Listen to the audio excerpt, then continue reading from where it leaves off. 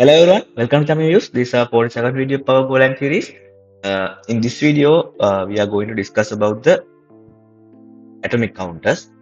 Uh, when we are learning about the atomic counters, first we want to know why we are using atomic counters, right? To teach you that, initially, I will teach you uh, different example, and then I will move to the atomic counters. Then you can get a clear understanding about the why you use the atomic counters, right? Okay. Initially, I am creating a variable, right? Shared var type is in uh, initial value 0, right? In here, I am trying to increment the this shared var variable value by using the 50 go routines, right? And each and every go routine it will increment by 1000 times. Okay. Then first I want to start 50 go routines, right? To start the 50 go routines, I can use the wait groups, right? We already have discussed those things, right? Using the sync package, we can use the wait group. Okay. Since I want to start 50 go routines, I will write for loop, right? Inside the for loop, using the vg.add function, I can start the separate go routines, like in this case, right?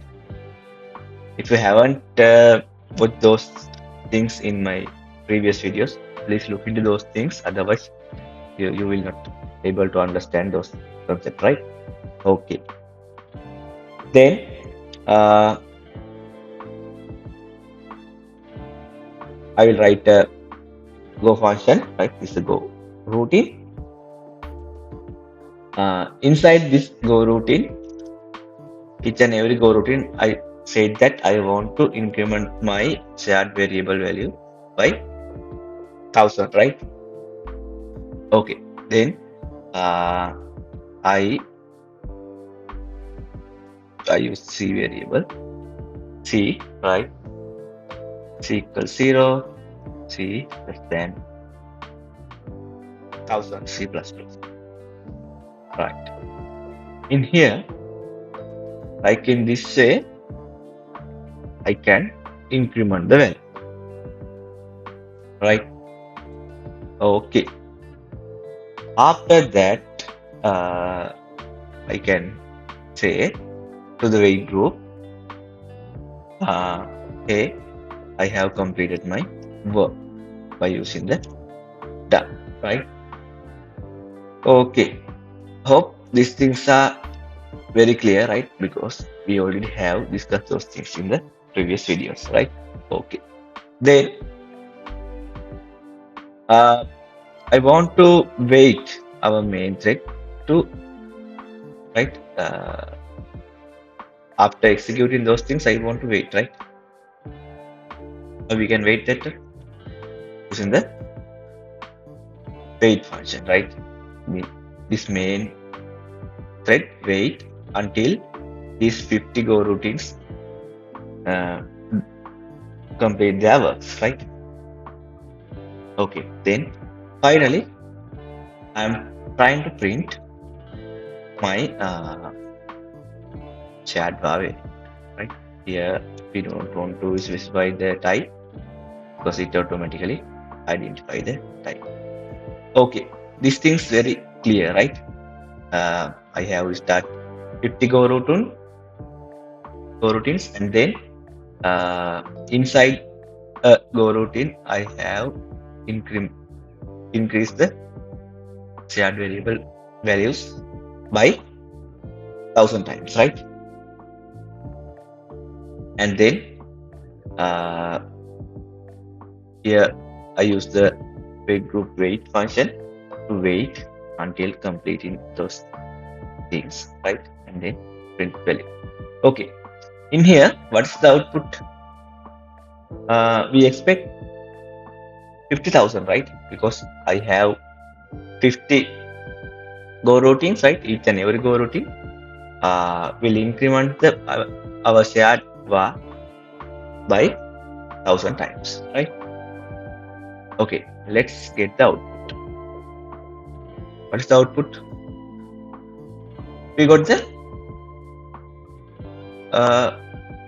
some different value, right? 25,000 around, right? Here 24,000. We got random values, right? 26,000. Why is that? The reason is that race condition, right? I will teach you what is the race condition in this video. Okay, assume that I have some values right here. In here, I have some value like 18, right? This is my shared variable, right? To demonstrate that, I write this one shared. Okay. Then I have 50 go routines, right? For the simplicity, I will get 2 go routines, right? This is 1 go routine, and this is another go routine, right? Go routine 1 and go routine 2. Okay. At the same time, right? Same time, this shared variable read by go routine 1 as well as the go routine 2, right? This is G1 and this is G2. Okay. Then inside this go routine, it will try to increment the value, right? Because we have write this function, this operation we have right now, right?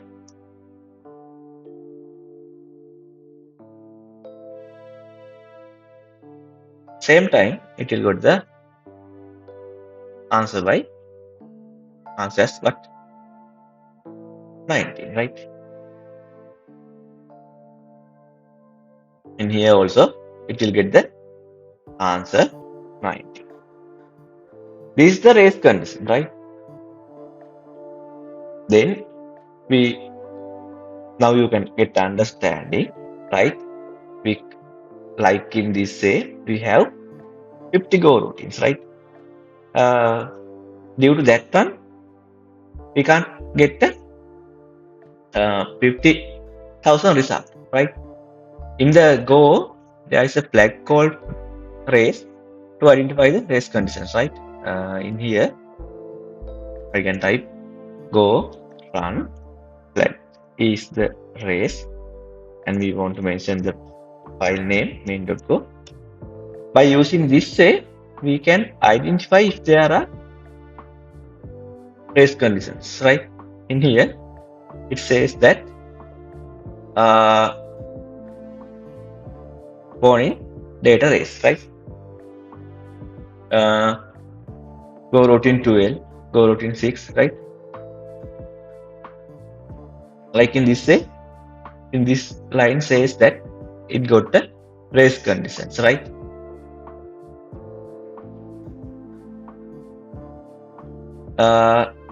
These are the things that I want to teach you regarding the race condition, right? Now you have an idea about the race condition, right? In here say that it will read this memory location by go routine 12, right? And previous write that by go routine 6, right? Likewise, you can get a data race happening thing and what are the go routines that affected for those things, right? Now you have an idea about the race condition, right? Today our topic is the atomic counters. Using the atomic counters, we can avoid the race conditions, right? And atomically we can increment the values and we can get the 50,000 result, right? That's I want to teach you today, right? This kind of variables we can't use. We can use the, instead of this, we can use the atomic counter to achieve this task, right? I will write a variable called OPS, right? Using the atomic package, atomic dot, this I will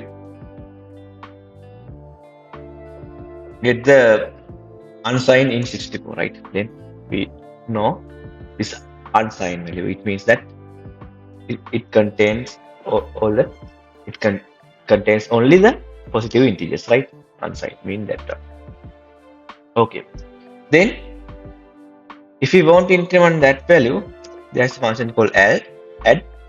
Then we can increment that, right? I want to increment this atomic counter by 1, right? If you want to read that value, there's a function called load, right? Using the load function, we can read the values, right? Okay. Now what is the output? In here, you can say it got the 50,000 as the output, right? If we can check whether there are race conditions in here. You can't see any warnings because it could not affect any race conditions because we use the atomic counters, right? Hope you got a clear understanding about the race conditions and how we can handle those things, right? If you have learned new things, please share these things with your friends. Please subscribe to my channel. We will meet in the next video. Thank you.